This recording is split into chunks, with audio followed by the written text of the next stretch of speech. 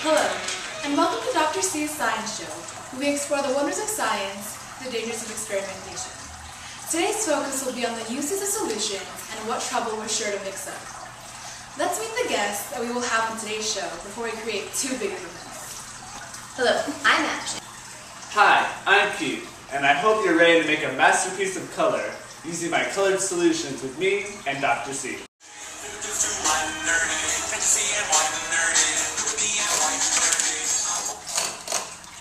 Hello my fellow scientists, I'm Eugene. Are you ready to do some experimenting?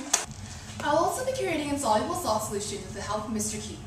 And let's not forget about the group balloon extravaganza, where all my assistants will help me show the miracle of science using colorful balloons. Now, before we start our first experiment, let's kick off the show with a quick demonstration of the difference between volality and density of the two different solutions. So, we're going to be comparing two very common liquids that you can find in your everyday life. The first is pure, clean tap water. And second is acetone, which you can find in your local store. First, you will find the densities of the solution by taking their mass and dividing it by their volume. Okay. Looks like the water's density is 1 gram per centimeter.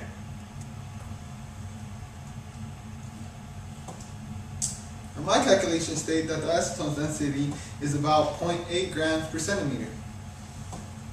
Excellent. Now we will find which one is more volatile by seeing which one evaporates faster. As you can see, the acetone evaporates faster, meaning it has a higher volality. Yeah, which is a lot greater because look at the difference in the liquid levels. Now let's spice this acetone up with a little fire.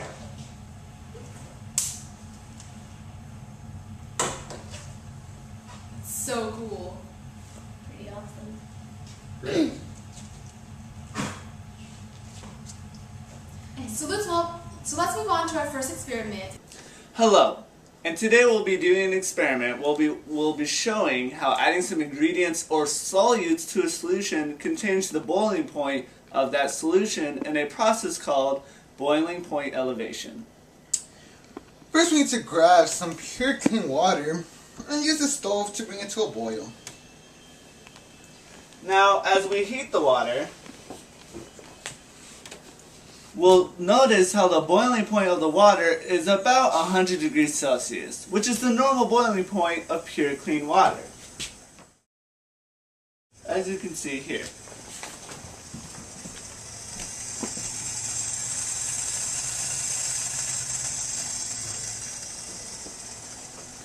Now, when we take the same water, unboiled of course, and we turn it into America's favorite brew, coffee, we'll be using the solutes we gained from the grounded coffee beans to change the boiling point of the water.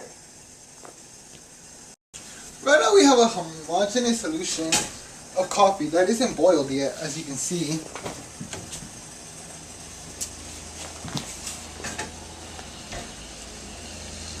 Now as we heat the coffee, you will notice how the boiling point is different from the pure water. Approximately 102 degrees Celsius for the coffee. This is called boiling point elevation. Now here's a fun fact. If we were to put this coffee into a closed bottle instead of an open system like we have it right now, we would increase its vapor pressure until the bottle exploded. Kind of like this. Vapor pressure is the amount of force from the vapors of a liquid or solid against the walls of a closed system. So increasing the temperature of the system is what increases the vapor pressure by increasing the frequency by when liquid molecules jump out of the liquid and become a gas. This leads to the explosion as the drastic increase in pressure leads to a catastrophic failure of the bottle's walls, as we saw in the earlier picture. Those definitions are so yesterday. Let's move on to the other extreme part of boiling point elevation, which is called freezing point depression. Now, freezing point depression is just the same as boiling point elevation, except it's in reverse. Basically, we get a pure solution like water, we add a solute like salt, and this lowers the freezing point of our solution. Now let's show another cool aspect of water and solutions by introducing something you guys probably don't know of. Electrolytes. Electrolytes are any substance that contains ions and makes solution conduct electricity. To demonstrate this, we'll be using regular tap water and salt water from the Pacific Ocean. You can find this at Strand, just saying. Now first, we're going to be testing our tap water. As you can see, when I dip in my current, nothing happens. We have no real discoloration, we have no sparks, we have no boiling. This is not an electrolyte. Now let's see what happens when we test it in salt water. Remember kids, don't try this at home. It can be very dangerous. Remember, leave this to the professionals.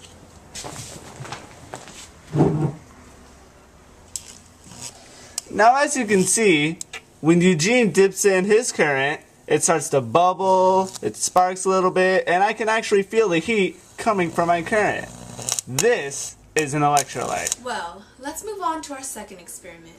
We will be using the powers of osmotic pressure. Osmotic pressure is the amount of pressure created by water when it is trying to move past a semi-permeable membrane. And we will be showing that using eggs. Ta-da! This is the egg semi-permeable layer that we will be using to show osmotic pressure.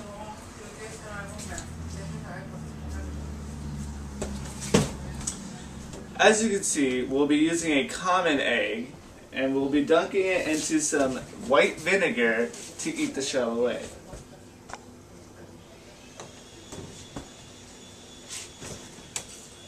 This eggshell will dissolve in the vinegar as the acidity of the vinegar eats the shell, thus creating the semi-permeable layer. Now that the egg's eggshell has been burned away, we can dunk it in the water, and the osmotic pressure will force the water into the egg.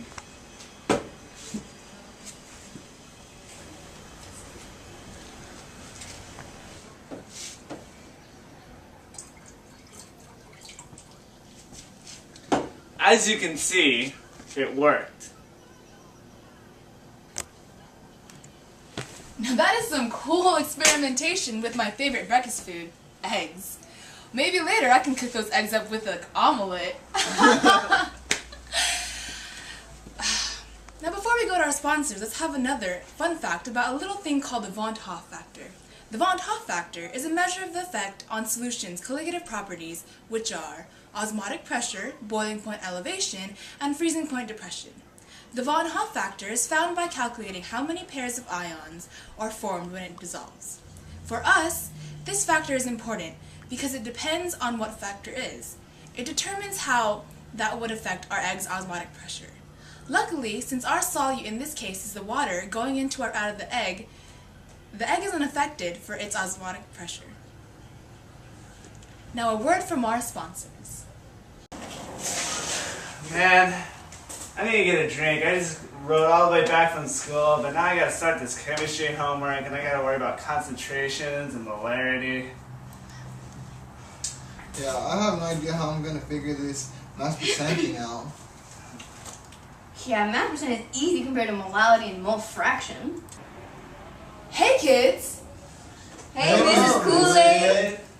Did you know that with the power of Kool-Aid we can do your homework while staying cool? No way! First we take some saturated solvent like a cool glass of water, then we take some solute like some nice Kool-Aid, then we mix it together in a great big pitcher, and we go sit under the beautiful tree shade. But how will that help us in chemistry? Well, did you know that when you're measuring out how much Kool-Aid to put into the water, you're trying to find the right concentration of ingredients? Mass percent is just how much mass or how much of it there is in an element that is in a substance. For us, that is just how much Kool-Aid powder is in the drink. If you don't get the right mass percent, you'll oversaturate the water, from there being an over-dissociation of the Kool-Aid. It will leave Kool-Aid crystals in the bottom of your glass, and we wouldn't want that. Cool! Cool! Mole fraction is the same as mass percent, except you use moles instead of mass. That doesn't sound too hard, but what about molality? Oh, well, molality is just how much the ratio between the moles of solute and the kilograms of solvent. which we can find the moles of Kool-Aid and the kilograms of how much water we use. Sweet! That only leaves molarity. Just do the same thing you do for molality, but instead of use kilograms of water, use liters of water. Wow, thanks Mr. S. Now we're nice and cool and we finished all our chem homework. No problem, kids. And remember, everything is possible with the power of Kool-Aid. Oh yeah! Ready for another fun fact before we start the third experiment? Now, our experiment is dealing with soluble and insoluble substances. So let's introduce solubility rules. Now, the solubility rules are what determines whether or not a substance can dissolve. For instance, salt can dissolve in water since it has an alkaline metal in it, potassium. However, our insoluble salt that we will be making won't be soluble because it is made from cobalt and phosphate, which won't break apart in water. It's also important to remember that there are 4 things that will affect the solubility of a substance: temperature, pressure, the type of solute, and the type of solvent. That's right. Most of the time, if you bump up the temperature, solubility will increase, and vice versa with lowering the temperature. And the polarity of your solutes and solvents will change the percent of your solute that will dissolve. Your solute will usually dissolve as long as it's not a polar solute in a non-polar system. For example, when you're doing a painting process known as marbling, you use the opposing polarities of oil-based paint and water to create magnificent works of art. Finally, pressure. This is only important when you're dealing with a gas. Well, if you are, the solubility will increase as pressure increases. Now that we know all of that, on to our third experiment, where we will be creating some salt. Some insoluble salt, that is, but first we need to get our 2 different salt solutions by pouring 20 milliliters of each individual salt solution into our beaker. The combination of solutions will show how a purplish substance forms in the new solution. This is a process called precipitation. The precipitate that forms after mixing the 2 solutions is our insoluble salt, which is currently still in its liquid form.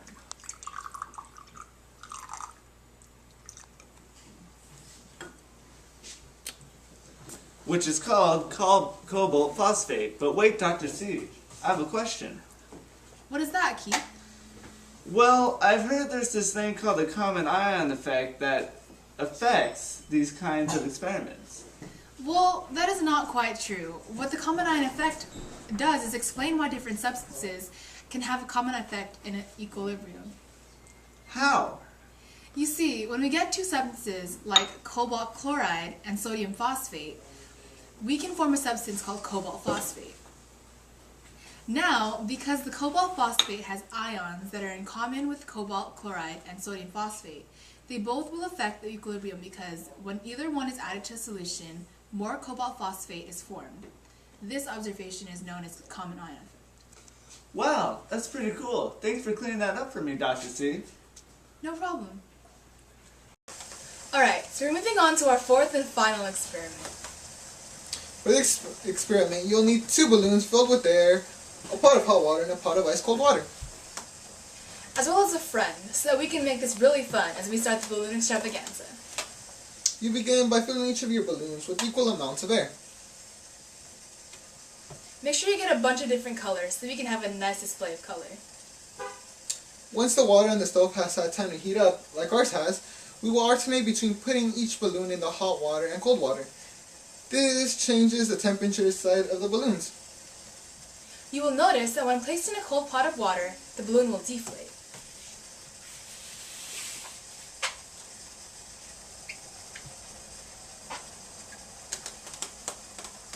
Notice the change in size.